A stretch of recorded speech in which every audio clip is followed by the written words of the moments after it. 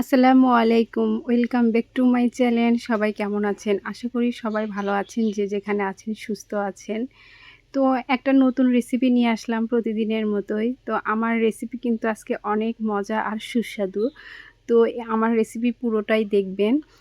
তো এখানে আমি পাকা আমের একটা দুর্দান্ত রেসিপি নিয়ে এসেছি। তো পাকা আম, পাউরুটি, দুধ আর এই কম্বিনেশনে এত মজার একটা সুস্বাদু, আপনারা এটা না বানালে কখনোই বুঝবেন না যে স্বাদটা কেমন। আর আমি খুব সাধারণ জিনিস দিয়ে এই রেসিপিটা করেছি যেন সবাই এটা করতে পারে। তো চলেন শুরু করি।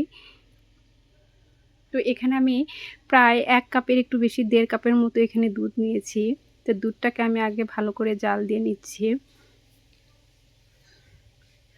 তো আমার দুধের ভিতরে আমি এখন এখানে ১ চামচ গুঁড়া দুধ দিয়ে দিব। গুঁড়া দুধ দিয়ে আমি ভালোভাবে দুধের সাথে একটু মিশিয়ে নিব। গুঁড়া দুধ যেকোনো মিষ্টি খাবারে আপনি গুঁড়া দুধ দিলে আর এর টেস্টটা কিন্তু খুব ভালো আসে। তো ভালোভাবে আমি নাড়িয়ে নিচ্ছি। আর আমি এর মধ্যে এখন ১ চামচ ময়দার আটা দিয়ে দিচ্ছি। তো কর্নফ্লাওয়ার থাকলে আপনারা কর্নফ্লাওয়ার দিয়ে নেবেন, ময়দার আটা দিলেও হয়ে যায়, তাহলে এর গ্রেভিটা একটু গাঢ় হয়ে আসে। তো এটা নিয়ে ভালো করে দিয়ে আর ১ চামচ চিনি দিয়ে দিলাম।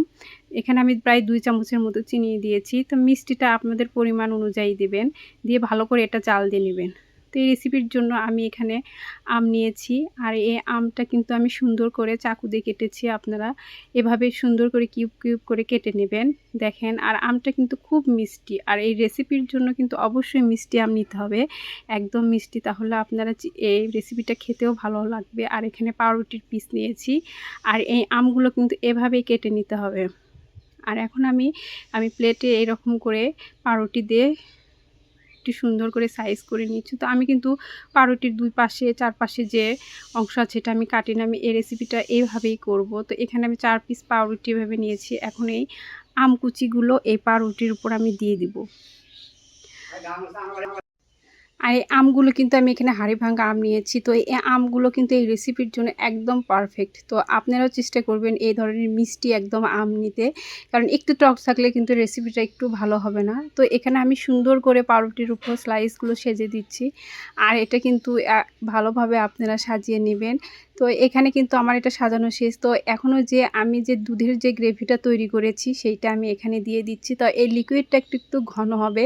তো এই দুধের যে মিশ্রণটি এটা ঘন হলে টেস্টটা কিন্তু খুব ভালো হবে। তো এখানে গুঁড়া দুধ, ময়দার আটা আমি ভালো করে এখানে জাল দিয়ে নিয়েছি দুধটা। তো মিষ্টিটাও আমি দিয়েছি। তো যেহেতু আমটা অনেক মিষ্টি, তো সেজন্য একটু চিনির পরিমাণ আমি একটু কম দিয়েছি, কারণ আমের যে মিষ্টি এটাই অনেক মজা খেতে। তো এই পাউরুটির উপর আবার এই লেয়ারের উপর আবার আমি এই দুধটা দিয়ে দিচ্ছি। তো এটা কিন্তু খুব ভালো, আর দুধের মধ্যে একটু একটু করে জমে গেছে। তো এইভাবেই কিন্তু এটা খুব মজা হয় খেতে। তো পাউরুটির মধ্যে এই দুধটা ভালোভাবে ভিজানো। তো আমি এখানে দেখেন এর উপরে আবার এই আমের যে টুকরো আছে এগুলো আবার আমি সাজিয়ে দিচ্ছি।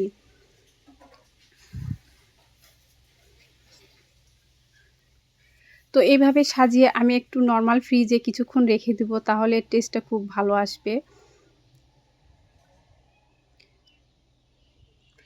আপনারা যেহেতু প্রচণ্ড গরম আর এই এখন হচ্ছে আমের মাস, তো এই ধরনের রেসিপি করে আপনার ফ্রিজে রেখে দিলে যেকোনো সময় আপনারা বের করে খেতে নেবেন। বাচ্চারা তো অনেক বেশি পছন্দ করে, তাছাড়াও কোনো আত্মীয়স্বজন আসলো, মেহমান আসলো, এভাবে আপনারা করিয়ে দিতে পারবেন। তো এভাবে আমি একটু ফ্রিজে অল্প কিছুক্ষণের জন্য রেখেছিলাম, যেহেতু আপনাদেরকে রেসিপিটা দেখাবো। তো আপনারা চাইলে ১ থেকে ২ ঘন্টার মতো এটা রেখে দিবেন, দেখবেন যে টেস্টটা অনেক বেশি আসে। তো ঠান্ডা আম, মিষ্টি, দুধের মিশ্রণটা এই রেসিপিটা এত মজা খেতে।